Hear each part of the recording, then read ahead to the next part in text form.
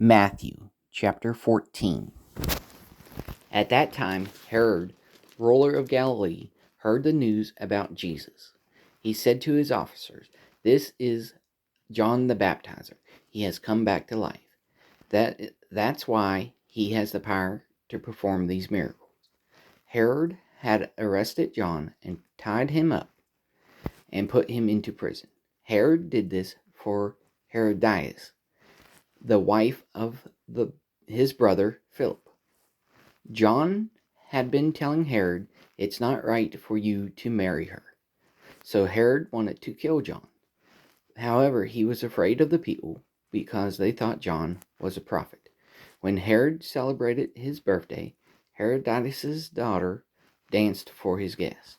Herod was so delighted with her that he swore that he would give her anything she wanted. Urged by her mother, she said, "Give me the head of John the Baptizer on a platter." The king regretted his promise, but because of his oath and his guest, he ordered that her wish be granted. He had John's head cut off in prison. So the head was brought on a platter and given to the girl, who took it to her mother.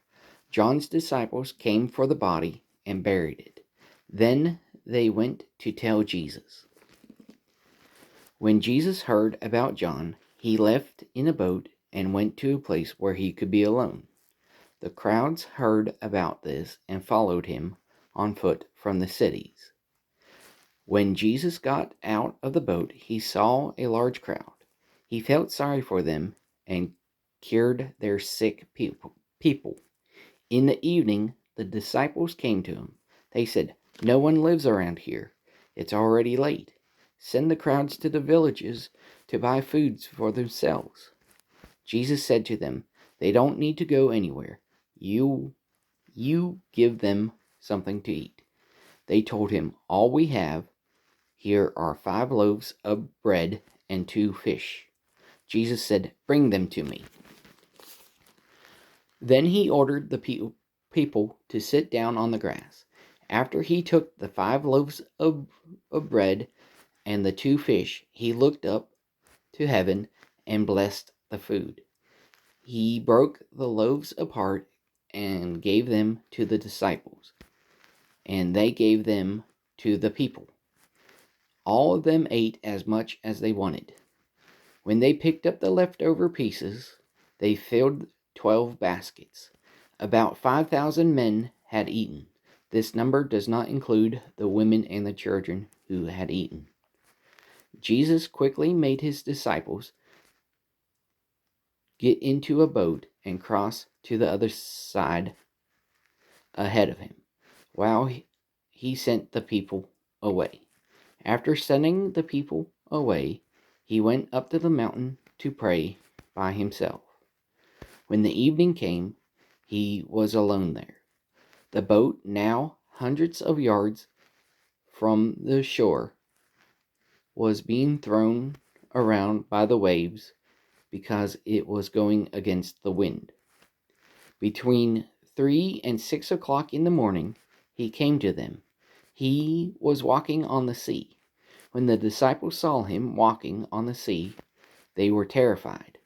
They said, "It's a ghost," and began to scream because they were afraid. Immediately, Jesus said, "Calm down, it's me. Don't be afraid." Peter answered him, "Lord, if it's you, order me to come to you on the water." Jesus said, "Come." So Peter got out of the boat and walked on the water towards Jesus. But when he noticed how strong the wind was, he became afraid and started to sink. He shouted, "Lord, save me." Immediately Jesus reached out, caught hold of him, and said, You have so little faith. Why did you doubt?" When they got into the boat, the wind stopped blowing. The men in the boat bowed down in front of Jesus and said, "You are truly the Son of God." They crossed the sea and landed in Gen. The men there recognized Jesus and sent messengers all around the countryside. The people brought him everyone who was sick. They begged him to let them touch the edges of his clothing. Everyone who touched his clothing was made well.